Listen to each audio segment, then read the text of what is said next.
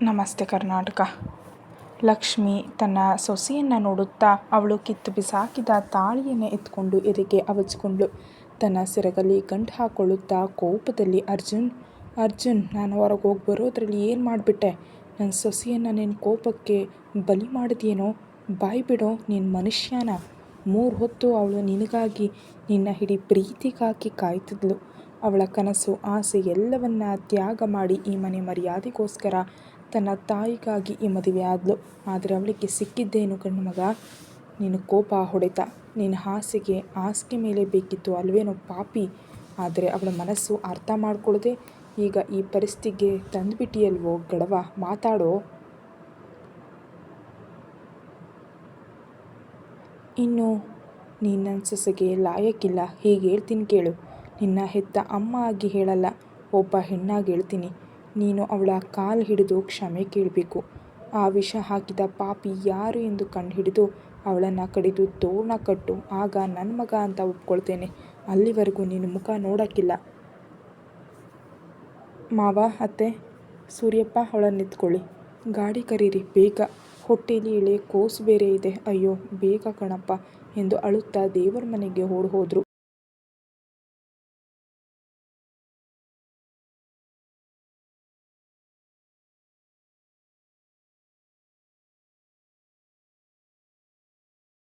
ದೇವರಿಗೆ ಕೈ ಮುಗಿಯುತ್ತಾ, ಏನು ಶಿವಪ್ಪ, ಏನು ನಡೆಸ್ತಿದೆಯಾ ಆಟನ? ಹೇಳಪ್ಪ. ಈ ಮನೆಯಲ್ಲಿ ಇನ್ನೆಷ್ಟು ಹೆಣ್ಮಕ್ಳು ಸಾಯಬೇಕು ಹೇಳು ಶಿವಪ್ಪ.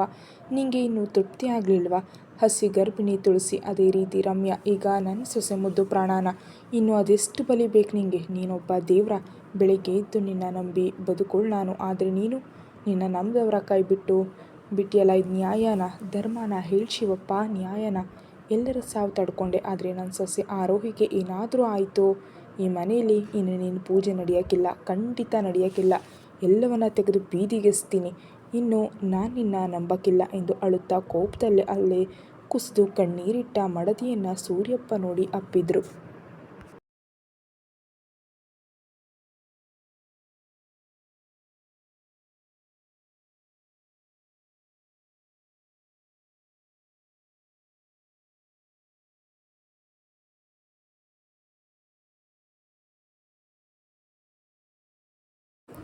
ಲೇ ಲಕ್ಷ್ಮಿ, ಹೇಳು. ಗಾಡಿ ಬಂತು, ಹೊರಡೋಣ.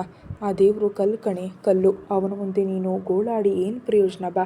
ಅವಳಿಗೆ ಏನೂ ಆಗೋಕ್ಕಿಲ್ಲ. ನೀನು ಹತ್ರ ಅಲ್ಲಿ ಗಡವ ರೀತಿ ನಿಂತವ್ ನೋಡು. ನೀನು ಹೆತ್ತ ಮಗನಿಗೆ ಯಾರೇ ಧೈರ್ಯ ಹೇಳೋದು? ಲಕ್ಷ್ಮಿ, ಬಾ. ನಮ್ಮ ಸೊಸೆ ಮುದ್ದುಗೆ ಏನೂ ಆಗೋಕ್ಕಿಲ್ಲ, ಬಾರವ್ವ ಎಂದು ಅವಳನ್ನು ತಮ್ಮ ತೋಳಿನಿಂದ ಬಳಸ್ಕೊಂಡು ಹೊರಗೆ ಕರ್ಕೊಂಡು ಹೋದರು. ಲಕ್ಷ್ಮಿ ಕೋಪದಲ್ಲಿ ಪದ್ಮ, ರಾಹುಲ್, ಸ್ವಾತಿಯನ್ನು ನೋಡುತ್ತಾ, ಅದ್ಯಾವುಗಳಿಗೆ ಕಾಲಿಟ್ಟೆ ಪಾಪಿ? ಸತ್ಯ ಗೊತ್ತಾಗಲಿ, ನಿಮ್ಮನ್ನು ನಾನೇ ಕಡ್ದು ಹಾಕುವೆ ಎಂದು ಸೆರಗಲ್ಲಿ ತನ್ನ ಕಣ್ಣೀರನ್ನು ಒರೆಸ್ಕೊಂಡು ಹೊರಗಡೆ ನಡೆದ್ಲು. ಸ್ವಾತಿ ಮತ್ತು ಪದ್ಮಗೆ ಆ ಮಾತನ್ನು ಚುಚ್ಚಿ ಮುಖಕ್ಕೆ ಹೊಡೆದ ಹಾಗೆ ಹೇಳಿದ್ಲು.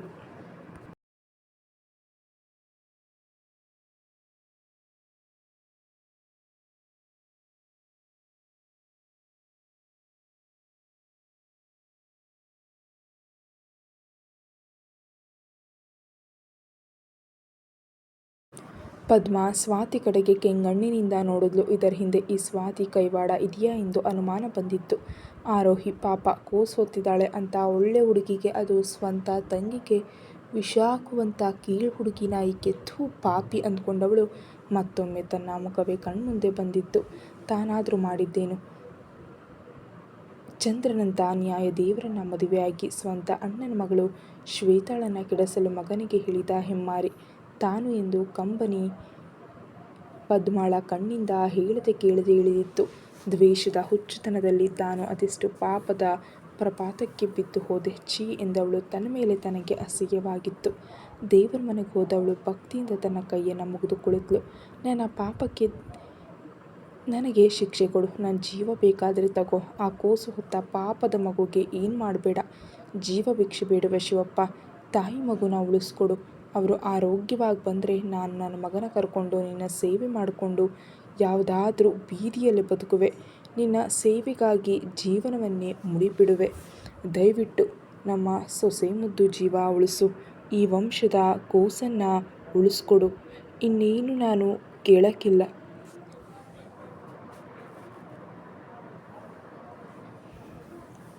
ಎಂದು ಸೆರಗೊಡ್ಡಿ ಬೇಡಿದ ಪದ್ಮ ತನ್ನ ಮುಂದೆ ಇದ್ದ ದೇವರ ವಿಗ್ರಹಕ್ಕೆ ತುಪ್ಪದ ದೀಪ ಹಚ್ಚಿ ಹರಕೆ ಇಟ್ಟಿದ್ಲು. ತನ್ನ ತಾಳಿಯನ್ನು ತೆಗೆದು ದೇವರ ಪಾದಕ್ಕಿಟ್ಟವಳು ದ್ವೇಷವನ್ನು ಸಂಪೂರ್ಣ ಅಳಿಸಿದ್ಲು. ಪ್ರಾಯಶ್ಚಿತ್ತದ ಕಣ್ಣೀರಿನಿಂದ ದೇವರಿಗೆ ನಮಸ್ಕರಿಸಿದ್ಲು. ಸ್ವಾತಿ ತನ್ನ ಉಗುರನ್ನು ಕಚ್ಚುತ್ತಾ ಚಿಂತಿಸುತ್ತಾ ಬೆವರ್ತಿದ್ಲು. ರಾಹುಲ್ ಅವಳ ಕೈ ಹಿಡಿದು ಒಳಗೆ ಎಳಕೊಂಡು ಹೋದ. ಅದನ್ನು ನೋಡಿದ ಕೃಷ್ಣ ಮತ್ತು ಶ್ವೇತಾ ಇವರದೇ ಕೆಲಸ ಎಂದು ತಿಳಿದು ಹೆಚ್ಚು ಮಾತಾಡದೆ ಹಾಸ್ಪಿಟಲ್ಗೆ ಹೋದರು.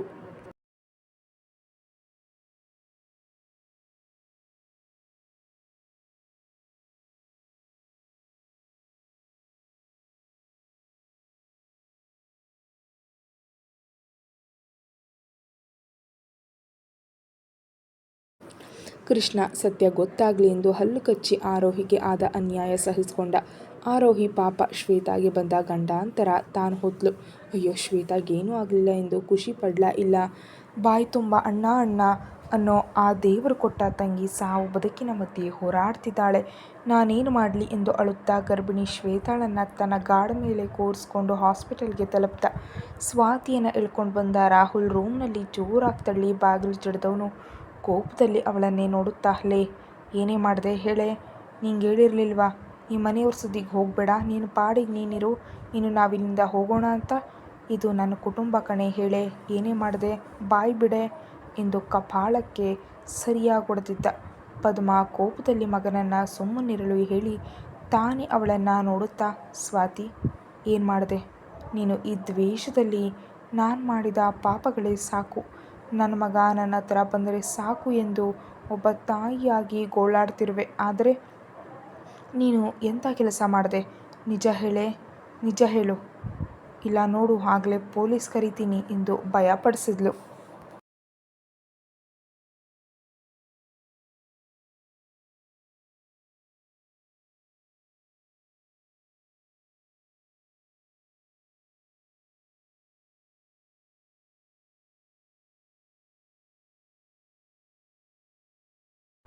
ಸ್ವಾತಿ ಮಾತ್ರ ಬಾಯಿ ಬಿಡಲಿಲ್ಲ. ಮನಸ್ಸಲ್ಲೇ ಕುಹಕನಕ್ಕೆ ನಕ್ಕವಳು, ಎಲ್ಲರೂ ಒಂದಾಗ್ಬಿಟ್ರಿ, ನಾನೇನು ನೀವು ಹಾಕೋ ಭಿಕ್ಷೆಗೆ ಬಾಯಿ ಬಿಡ್ಲಾ? ಲೋ ರಾಜ, ನಿನ್ನ ಶ್ವೇತಾನ ಕೊಲ್ಲಬೇಕು ಅಂದ್ಕೊಂಡೆ, ಆದರೆ ಜಸ್ಟ್ ಮಿಸ್. ಪಾಪ ನನ್ನ ತಂಗಿ ಸಿಕ್ಬಿದ್ಲು. ಆಗೋದೆಲ್ಲ ಒಳ್ಳೆಯದಕ್ಕೆ ಅನ್ನೋ ಹಾಗೆ ಅವಳ ಹೊಟ್ಟೆಲಿರೋ ನನ್ನ ಅರ್ಜುನ್ನ ಪಿಂಡ ಎಲ್ಲವೂ ನಾಶವಾಗಬೇಕು. ನಾನೇ ಮತ್ತೆ ಈ ಮನೆ ಸೊಸೆ ಆಗಬೇಕು, ಈ ಮನೆ ಮಹಾರಾಣಿ. ಈ ಸ್ವಾತಿ ಅರ್ಜುನ್ ಹೆಂಡತಿ ನಾನು ಮಾತ್ರ ಆಗಬೇಕು. ಇನ್ಯಾರಿಗೋ ನನ್ನ ಪಾಲಿನ ಅದೃಷ್ಟ ಅನುಭವಿಸೋಕೆ ನಾನು ಬಿಡಲ್ಲ. ಈ ಸ್ವಾತಿ ಹಾಕಿದ ವಿಷ ಹಾವಿಗಿಂತ ಹೆಚ್ಚು ವಿಷವುಳ್ಳ ಅರಳೆ. ಇನ್ನು ಆರೋಹಿ ಇಷ್ಟೊತ್ತಿಗೆ ಕಣ್ಮುಚ್ಚಿರ್ತಾಳೆ. ನನ್ನ ದಾರಿ ಸುಲಭವಾಗುತ್ತೆ. ಇನ್ನು ಈ ಮನೆ ನಂದ ಗೋಕುಲ ಅಲ್ಲ. ಈ ಮನೆಯಲ್ಲಿ ಬರೀ ಸಾವಿನ ಶಂಖ ಮಾತ್ರ ಕೇಳಬೇಕು ಎಂದು ಮನಸ್ಸಲ್ಲಿ ವಿಷ ಕಾರಿದ ಹುಡುಗಿ ಅದನ್ನು ರಾಜ್ ಮತ್ತು ಪದ್ಮಾಳ ಮುಂದೆ ತೋರಿಸ್ಕೊಳ್ಳದೆ ಸುಮ್ಮನಿದ್ಲು. ಉತ್ತರ ಕೊಡದ ಸ್ವಾತಿಯ ಮೌನ ನೋಡಿದ ರಾಹುಲ್ಗೆ ಸಿಟ್ಟು ನತ್ತಿಗೇರ್ತು.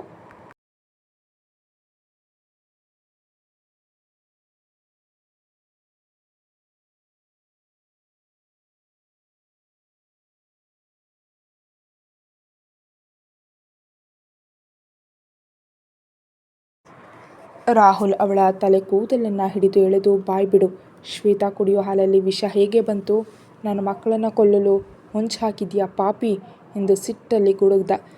ನಾನೇನು ಮಾಡಿಲ್ಲ ಅತ್ತೆ, ನನ್ನ ನಂಬಿ. ರಾಜ್, ನನ್ನ ನಂಬು ರಾಜ್. ನನಗೆ ಅರ್ಜುನ್ ಮೇಲೆ ಪ್ರೀತಿ ಇರೋದು ಸತ್ಯ. ಶ್ವೇತಾನ ಕೊಂದು ನನಗೆ ಏನಾಗುತ್ತೆ ರಾಜ್, ನೀನೇ ಯೋಚಿಸು. ಎಲ್ಲವೂ ಆರೋಹಿದೆ ಪ್ಲ್ಯಾನ್.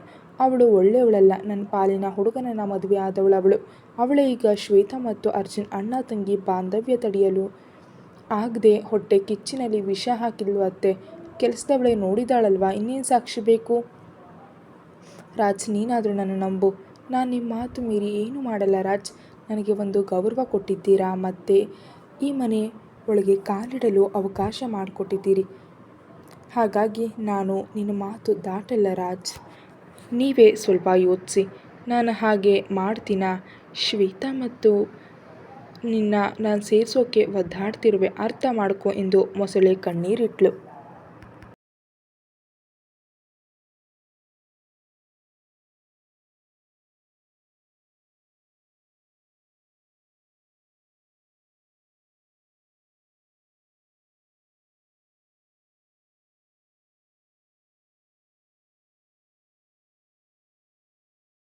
ಅವಳ ಮಾತು ನಂಬಿಲ್ಲ ಅಂದರು. ಇದು ಅವಳ ತಪ್ಪು ಅಲ್ಲ ಅಂದ್ಕೊಂಡು ರಾಜ್ ಮತ್ತು ಪದ್ಮ ಹಾಸ್ಪಿಟಲ್ಗೆ ಸ್ವಾತಿಯನ್ನು ಕರ್ಕೊಂಡು ಹೊರಟರು.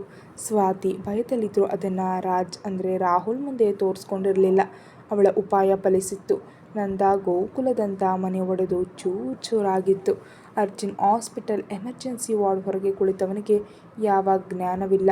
ತನ್ನಿಂದ ಆರೋಹಿ ತಮ್ಮ ಮಗುಗೆ ಆಪತ್ತು ಬಂತು, ಅಯ್ಯೋ ಶಿವಪ್ಪ ಎಂದು ಯೋಚಿಸುತ್ತಾ ಅಲ್ಲೇ ಕಣ್ಣು ಮುಚ್ಚಿ ಕುಳಿತವನು ಅಜ್ಜಿ ನೀಲಮ್ಮನವರ ಮಡಿಲ ಮೇಲೆ ಒರಗಿದ. ಅವನ ತಲೆ ಸವರುತ್ತಾ, ಲೋ ಕೂಸೆ ಚಿನ್ನಪ್ಪ, ನಿನ್ನ ಕೂಸಿಗೆ ಏನೂ ಆಗಕ್ಕಿಲ್ಲ ಕಣ್ಲ, ಆರೋಹಿ ಮತ್ತೆ ಆರಾಮಾಗ್ತಾಳೆ ನೋಡೋ.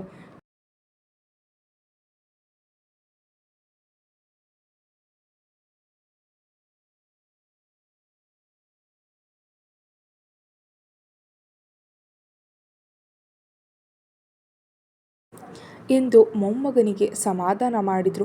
ಅವನ ಕಣ್ಣಿಂದ ನೀರು ಜಾರುತ್ತಲೇ ಇತ್ತು. ಡಾಕ್ಟರ್ ಹೊರಗೆ ಬರಲು ಪೂರ್ತಿ ಕುಟುಂಬ ಅವರ ಮುಂದೆ ಅಳುತ್ತಾ ನಿಂತಾಗ ಅರ್ಜುನನ ಮಾತ್ರ ಒಳಗೆ ಕರೆದ್ರು. ಇನ್ನೆಲ್ಲರಿಗೂ ಕೂರಲು ಹೇಳಿ ನರ್ಸ್ ಅವರಿಗೆ ಹೇಳಿ ಒಳಗೆ ಅರ್ಜುನನ್ನ ಕರ್ಕೊಂಡು ಹೋದರು. ಅರ್ಜುನ್ಗೆ ಡಾಕ್ಟರ್ ಆರೋಹಿ ವಿಚಾರ ಎಲ್ಲವನ್ನ ಹೇಳಿದರು. ಅರ್ಜುನ್, ಈಗ ನೀನು ಗಟ್ಟಿ ಮನಸ್ಸು ಮಾಡ್ಕೋಬೇಕು. ಅವಳು ಪ್ರಾಣ ಅಪಾಯದಿಂದ ಪಾರಾಗಿದ್ದಾಳೆ, ಆದರೆ ನಿಮ್ಮ ಮಗುನ ಉಳಿಸೋದಕ್ಕಾಗಲಿಲ್ಲ. ಕ್ಷಮಿಸು. ವಿಷ ದೇಹವನ್ನು ಸೇರಿದ ಕೂಡಲೇ ಮಗುಗೆ ಪರಿಣಾಮ ಬೀರಿದೆ. ಮಗು ಹೊಟ್ಟೆಯಲ್ಲಿ ಎಂದು ನಿಟ್ಟುಸಿರು ಬಿಟ್ಟವರು ಅವನ ಬೆನ್ನನ್ನು ಸವರಿ ಹೇಳಿದರು. ಆರೋಹಿಯನ್ನು ನೋಡಲು ಅವಕಾಶ ಮಾಡಿಕೊಟ್ಟು ಅಲ್ಲಿಂದ ಹೊರ ನಡೆದರು. ಅರ್ಜುನ್ ತನ್ನ ಮುಂದೆ ಕಣ್ಣು ಮುಚ್ಚಿ ಮಲಗಿದ್ದ ಹೆಂಡತಿ ಬಳಿ ಹೋಗಲು ಕೂಡ ಕಾಲು ನಡುಗ್ತಿತ್ತು. ತಾನು ಮದುವೆ ಆದಾಗಿನಿಂದಲೂ ಆರೋಹಿಯೊಂದಿಗೆ ನಡೆದುಕೊಂಡ ರೀತಿ ಅವನ ಕಣ್ಣ ಮುಂದೆ ದೃಶ್ಯಾವಳಿಯಂತೆ ಓಡುತ್ತಿತ್ತು. ಮನಸ್ಸಲ್ಲಿ ಹೇಳಲಾರದ ಸಂಕಟ.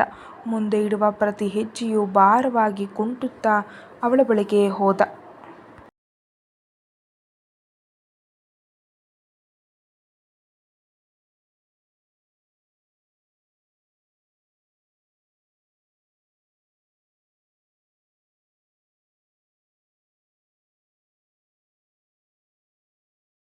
ತಮ್ಮ ಮಗುವನ್ನು ತಾನೇ ತನ್ನ ಕೈಯಾರೆ ಕೊಂದುಬಿಟ್ಟೆ, ಯಾರದೋ ವಿಷದ ಕೋಪಕ್ಕೆ ಬಲಿಕೊಟ್ಟೆ ಎಂದು ಕಣ್ಣೀರು ಹಾಕುತ್ತಾ ಮಲಗಿದವಳ ತಲೆಯನ್ನು ಪ್ರೀತಿಯಿಂದ ಸವರ್ದ. ಅವನಿಗೆ ತಿಳಿದಿತ್ತು ಮುಂದೆ ಆರೋಹಿ ತನ್ನನ್ನು ಕ್ಷಮಿಸಲ್ಲ ಎಂದು. ಕಾರಣ ತಾಳಿ ಕಿತ್ತು ಅವನ ಕೈ ಕೊಟ್ಟಿದ್ಲು. ಇನ್ನು ತನ್ನ ಮತ್ತು ಆರೋಹಿಯ ಬಂಧ ಮುಗೀತು ಅಂದ್ಕೊಂಡು ತಾನೇ ಅವಳಿಗೆ ಈ ಮಾಂಗಲ್ಯ ಬಂಧನದಿಂದ ಬಿಡುಗಡೆ ಕೊಡೋದಾಗಿ ನಿರ್ಧರಿಸಿದ. ತನ್ನ ಕಣ್ಣೀರು ಒರೆಸ್ಕೊಂಡವನು ಅವಳ ಹೊಟ್ಟೆಯನ್ನು ಮೃದುವಾಗಿ ನಡುಗುವ ತನ್ನ ಕೈಗಳಿಂದ ಮುಡುತ್ತ. ಆರೋಹಿ ತನ್ನ ಮಗು ಬಗ್ಗೆ ಅದೆಷ್ಟು ಸಾವಿರ ಕನಸು ಕಂಡಿದ್ಲು. ನಾನ್ಯಾಕಿಷ್ಟು ಕ್ರೂರಿಯಾದೆ ಎಂದು ಮೆಲ್ಲ ಆಕೆ ಹೊಟ್ಟೆಗೆ ಚುಂಬಿಸಿ, ಈ ಪಾಪಿ ಅಪ್ಪನನ್ನು ಕ್ಷಮಿಸು ಅಂದವನಿಗೆ ಅಲ್ಲಿ ಹೆಚ್ಚು ಹೊತ್ತು ನಿಲ್ಲಲು ಆಗಲಿಲ್ಲ. ಅಲ್ಲಿಂದ ಹೊರಗೆ ಬಂದವನು ಯಾರಿಗೂ ಏನು ಹೇಳದೆ ಹಾಸ್ಪಿಟಲ್ ಹೊರಗೆ ನಡೆದಿದ್ದ. ಅದನ್ನು ಗಮನಿಸಿದ ಕೃಷ್ಣ ಅವನ ಹಿಂದೆಯೇ ಹೋಗಿದ್ದ.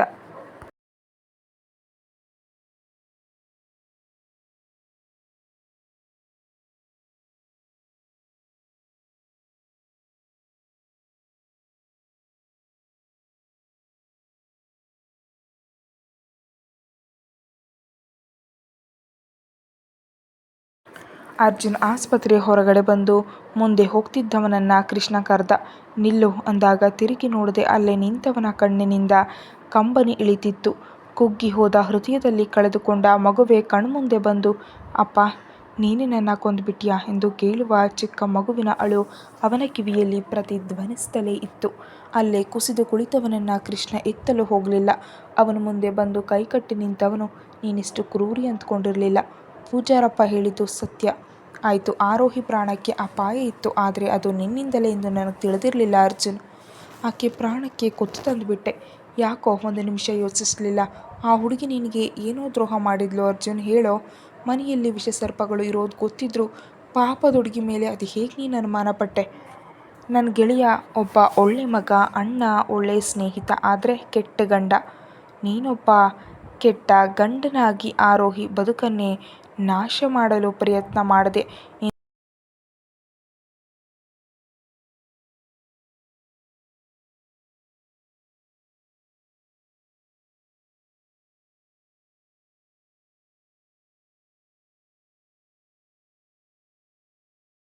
ಎಂದು ನನಗೆ ಈಗಲೇ ತಿಳಿದದ್ದು. ಇನ್ನಾದರೂ ಆಕೆಗೆ ನೆಮ್ಮದಿ ಕೊಡು ಎಂದು ಹೇಳಿದವನು ಕ್ಷಣವೂ ಅಲ್ಲಿ ನಿಲ್ಲದೆ ಹಾಸ್ಪಿಟಲ್ ಒಳಗೆ ಹೋದ.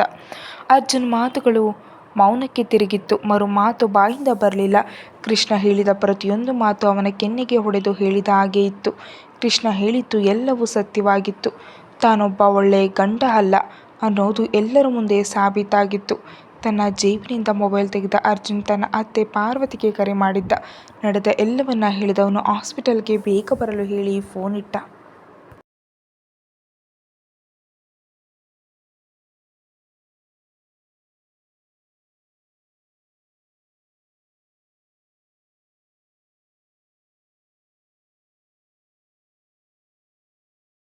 ಆರೋಹಿಯನ್ನು ನೋಡಲು ಮತ್ತೆ ವಾರ್ಡ್ ಹತ್ರ ಹೋದವನು ಶ್ವೇತಾ ತನ್ನ ಅಣ್ಣನ ಅಪ್ಪಿ. ಅಣ್ಣ, ಎಲ್ಲ ನನ್ನಿಂದ ಅಣ್ಣ, ಅದಕ್ಕೆ ಪಾಪ, ನಿನ್ನದು ತಪ್ಪಿಲ್ಲ ಅಣ್ಣ ಎಂದು ಬಿಕ್ಕಿ ಬಿಕ್ಕಿ ಅಳುತ್ತಿದ್ದ ತಂಗಿಯನ್ನು ಸಮಾಧಾನ ಮಾಡಿ ಅವಳನ್ನು ನೋಡಿಕೊಳ್ಳುವಂತೆ ಕೃಷ್ಣನಿಗೆ ಹೇಳಿ ಆರೋಹಿಯನ್ನು ನೋಡಲು ಒಳಗೋದ.